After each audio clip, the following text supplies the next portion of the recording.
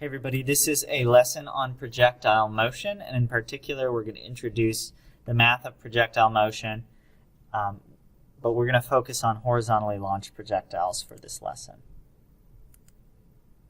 Okay, here's our do now. A bullet is shot horizontally from a tower. At the same time, a bullet is dropped from the tower. Which hits the ground first? Pause the video and think about this one for a minute or two.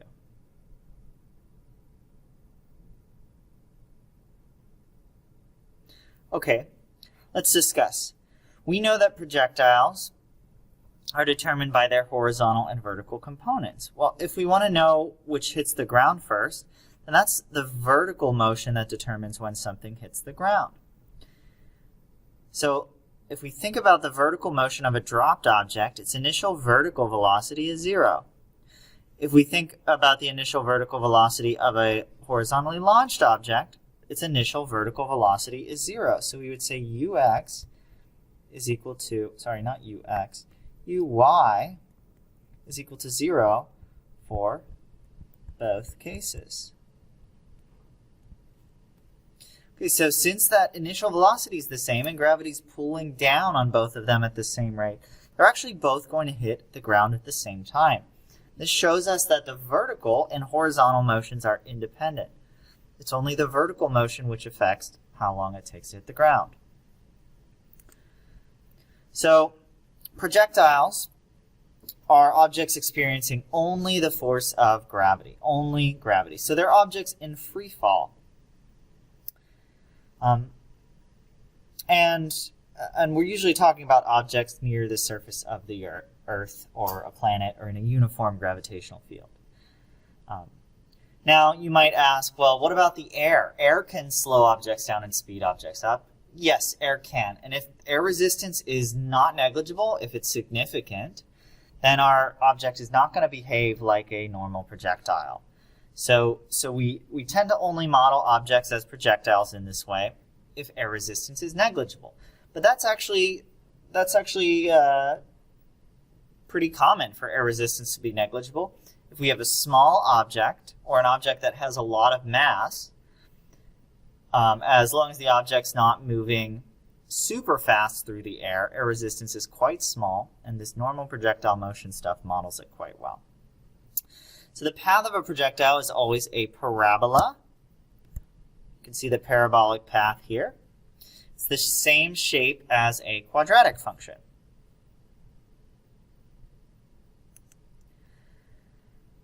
We can look at the horizontal motion and vertical motion of a projectile. The horizontal motion is constant velocity motion. It's also called inertial motion. If it's a constant velocity, we can write the velocity in the x direction as just displacement over time for all points. It's a constant rate. And we call this inertial motion because it's being carried forward at a constant rate by its inertia. So let's define this term inertia. Inertia is the tendency of an object to stay in its current state of motion. So if there were no gravity, the projectile would go off at a constant rate forward if we fired a cannon horizontally like that.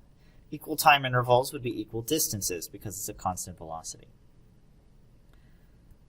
Another way of thinking about inertia is objects will keep moving at a constant velocity unless a force acts on their motion. But if we look in the horizontal direction, there is no force, no horizontal force, so we get straight line inertial motion. In the vertical direction, there is a force. It's gravity pulling down. So our vertical motion is the same as an object that's freely falling due to gravity, which means there's a constant acceleration, the acceleration due to gravity, that pulls in the downward direction. And on Earth, our value of g is 9.81 meters per second squared. Now, usually we choose up to be positive and down to be negative. And if we do that, then our value for acceleration is negative 9.81 meters per second squared. But remember, you can define your direction up or down as positive or negative as long as you're clear about it and consistent. Acceleration is a vector, and it does point down. So since we have constant acceleration motion in the y direction, we can use the Suvat equations to actually calculate how the object's going to move up and down. Constant acceleration means the vertical speed only increases at a constant rate in the downward direction. And so the distance is going to increase quadratically. That's actually why we get a quadratic function. In the horizontal direction, we have constant increase, and in the vertical direction, we have a quadratic change. And our x and y values are totally independent of one another. So if we look at the projectile over here on the right, the velocity vector is drawn in bold green at different time intervals, but it's also broken down into its horizontal and vertical components at these different time intervals. If we look at the horizontal component, notice that Vx is always the same length. It never gets longer or shorter. That means the velocity in the x direction is constant. But if we look at the downward arrow, it keeps getting longer at a constant rate. Our horizontal velocity is constant. Our vertical velocity is increasing in the downward direction. So our resultant velocity is changing both magnitude and direction. It's getting longer and getting steeper. If we were going up, the angle would change and it would get shorter because our y velocity would be getting smaller. So mathematically, what does this mean? It means that in the x direction, we can always use this equation to solve for its x motion. Initial velocity is always the same as the final velocity in the x direction only. And it's just always going to be equal to displacement over time for any interval. If we start here and end here, we could call this our Sx. And this Vx naught is just our Vx or our Ux. In our y direction, we have a constant acceleration, and ay is going to be equal to g, so 9.81 meters per second down. Again, usually that's negative, so negative 9.81 meters per second down, squared, instead of writing the word down. And we can use our Suvat equations to solve for the vertical motion. In this case, if we're starting here and ending here, then our Sy would be this. We have a negative displacement. Our Uy would be 0, because initially it's not moving up and down. And our Vy, our final velocity in the y, would be right here, Vy, this downward pointing vector. And time, of course, is just the time it takes. So what we do is we can independently solve for the x direction or the y direction. And then, the only variable that's the same across both of them is time. So if we know time for x, we can plug it into y. If we know time for y, we can plug it into x. And this is what lets us solve problems. Let's do an example. Pictured below are 6 waterfalls, all of which have the same amount of water flowing over them. The waterfalls differ in height and in the speed of the water as it goes over the edge. The specific values of heights and speeds are given in the figures. Rank these situations from longest to shortest based on how long it takes the water to go from the top of the falls to the bottom. That is, put first the situation where it takes the water the most time to go from the top of the falls to the bottom, and put last the one that takes the least time. Pause the video and try and rank these on your own.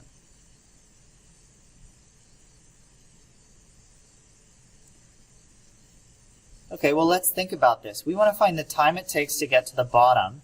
Is that going to be the vertical or horizontal component? Well, time to reach the ground is going to be the vertical component. So all we really need to think about is the vertical component of motion. Let's think about our initial vertical velocity. Well, all of these arrows are horizontal, so our initial vertical velocity is 0 in all cases.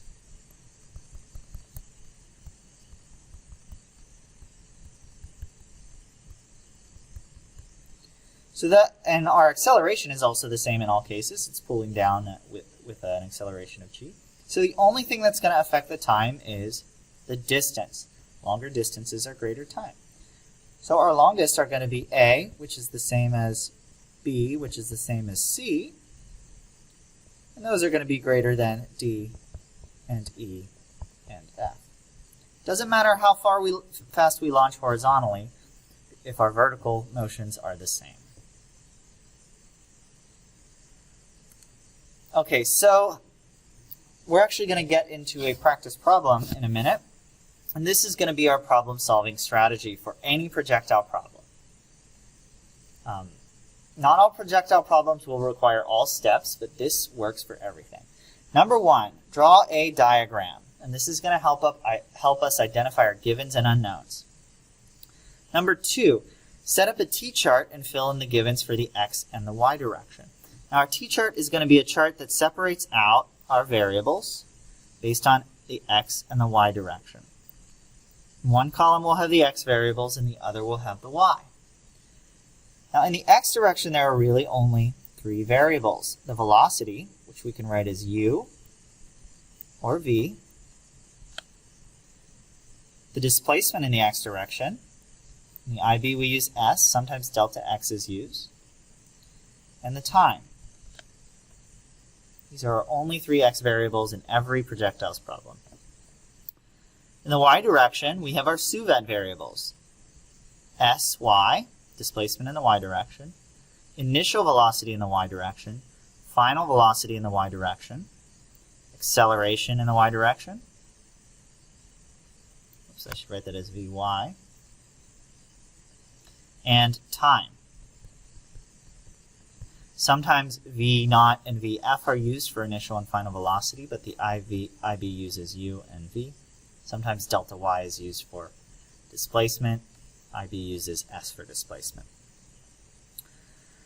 So we'll set up our t-chart for every problem and fill in what we know.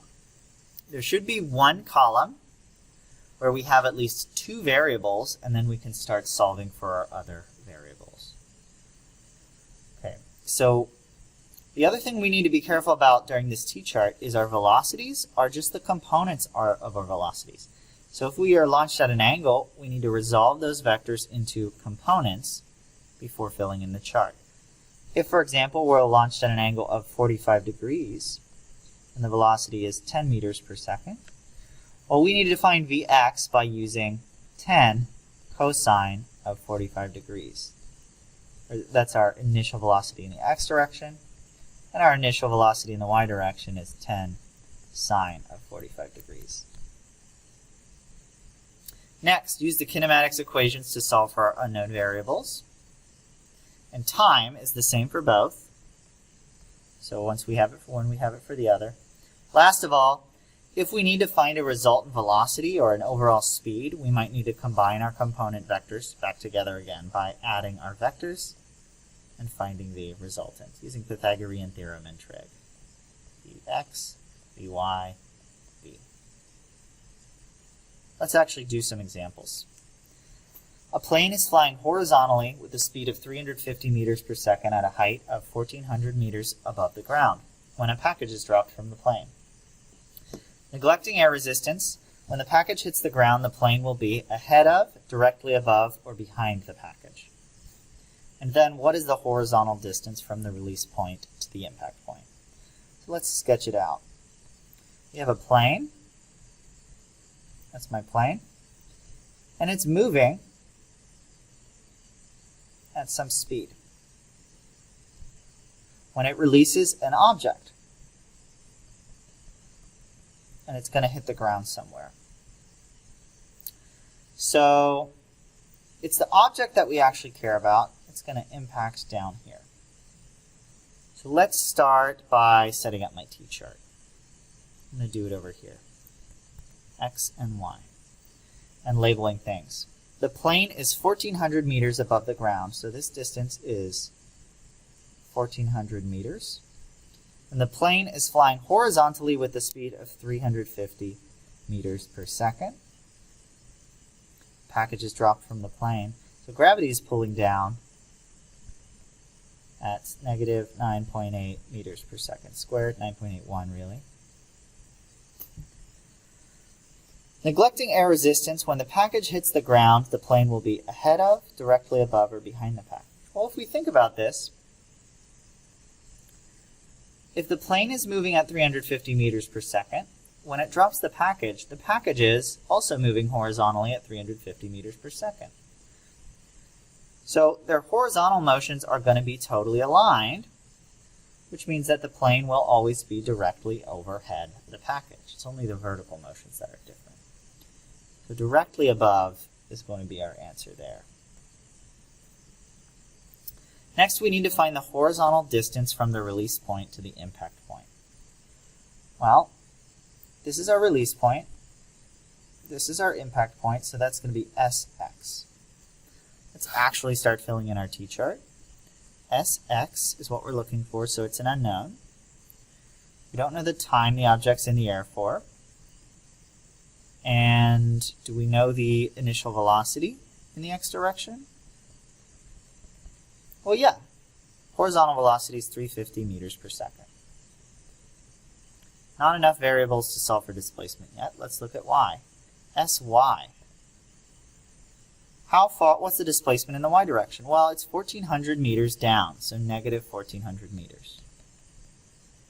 What's the initial velocity in the y direction? The plane's moving horizontally, so there's no vertical velocity initially. I don't know what the final velocity in the y direction is. Acceleration is negative 9.81 meters per second squared. And time is an unknown. Well, if I want to get s in the end, then I'm actually going to need time. I need two other variables in order to solve for something.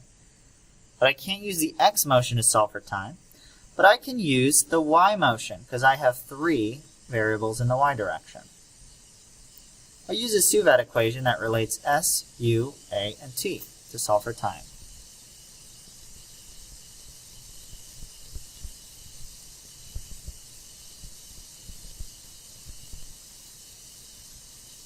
S, U, A, and T. The equation is S equals UT plus 1/2 AT squared. My initial velocity is 0, so this whole thing goes to 0. So I get S equals 1/2 AT squared. Divide both sides by 1/2 A. Divide by 1/2 A. I get S over 1/2 A equals T squared.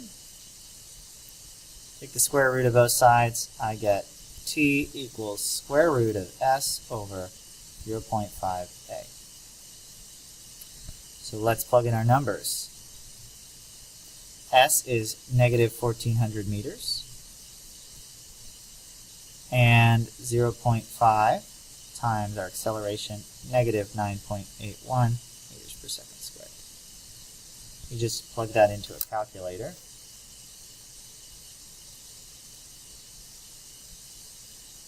Be careful about your parentheses.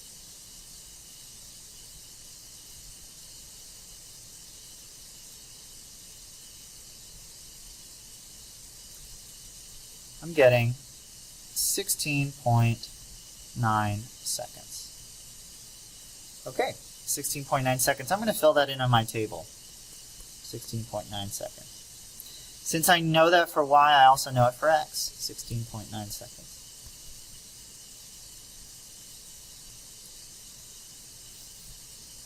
Now I actually have enough information to solve for Sx because I only have one unknown in the x direction.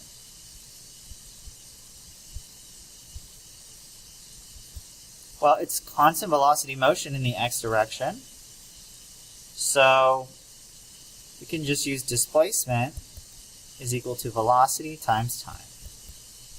Velocity is 350 meters per second times 16.9 seconds. This is the horizontal displacement. If it's in the air for 16.9 seconds, each second it goes 350 meters. The total displacement is going to be 5,910 meters. Ooh, quite far. So that's 5.91 kilometers. You don't have to put it in kilometers. Anyway, this is our process.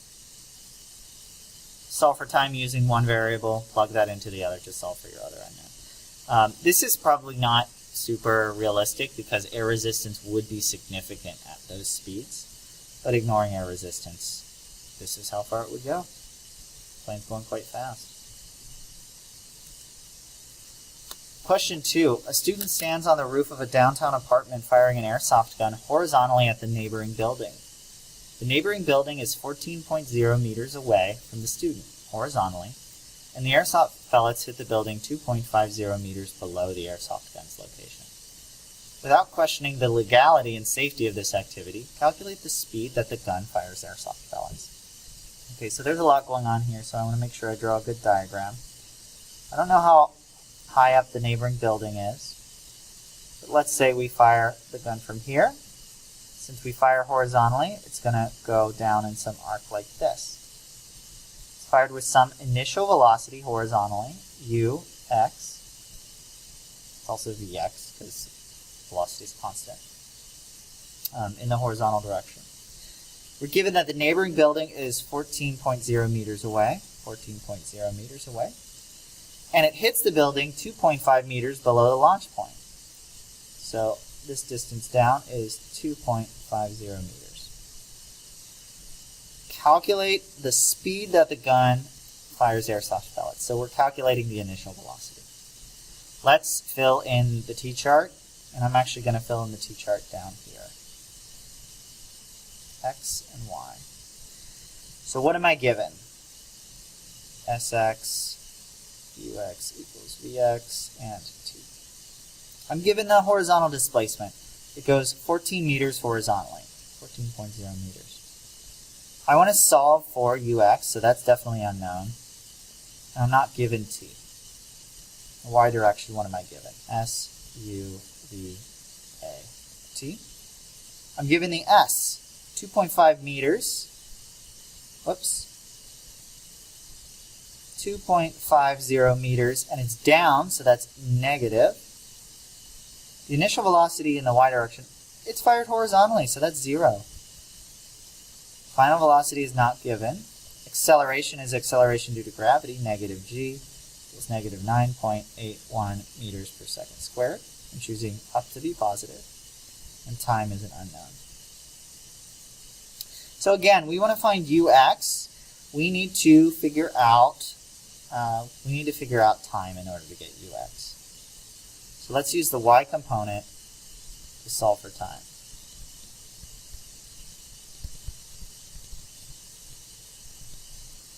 Now I need to take a look at my Suvat equations to see which one will work here. I know S, U, A, and I want to find T. Well, this so happens that it's the same Suvat equations.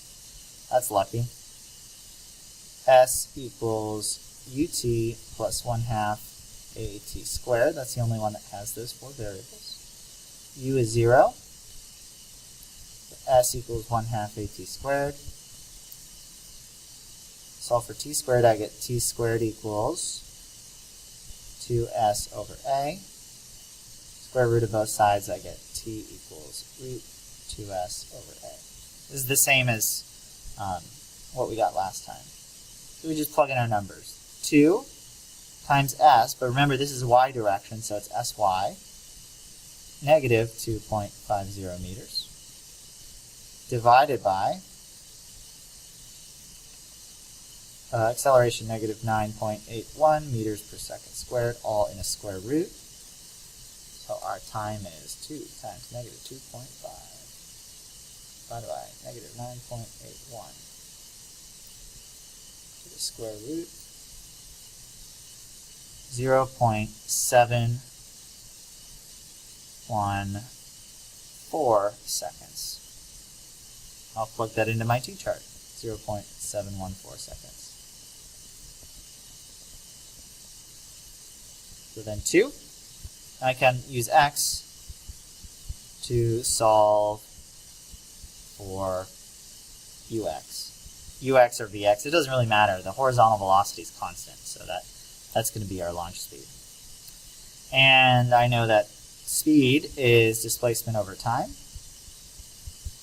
if we're moving at a constant velocity, which we are. So it's just going to be 14.0 meters over 0.714 seconds.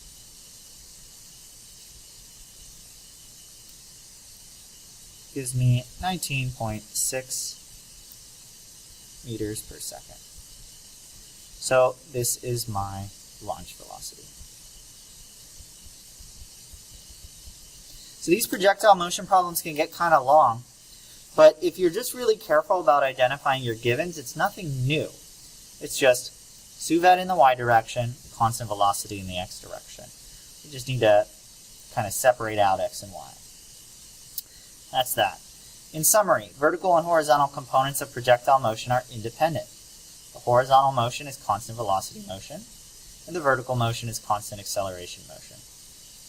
The time is the same for both components, so if you solve for time in one, you get the time for the other, and then you can use that to solve for more unknowns.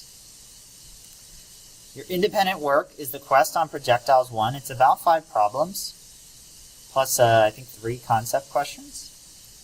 Because it's quest, you always want to use more significant digits than you normally would, always at least 4. Don't round, especially since projectile motions are usually multi-part problems. So if you round more than once, you'll get multiplying error. For all of these problems, you're going to need to work it in your notebook and draw a T-chart, and then actually write out the equations, choose the right equation, write out the equations. Remember, the suvat equations are posted on the old formula sheet for kinematics. You can always use that. And yeah, usually it's just solve for time using one component, then plug that into the other component. Also, make sure you're answering correctly in e-notation. So if you get like 64 times 10 to the 12, you would write that in quest as 64e12. Your flipped assignment is on Edpuzzle. It is another projectiles assignment. Please get that done. Sorry I couldn't be here today. I have tutorials on Thursday after lunch. Goodbye.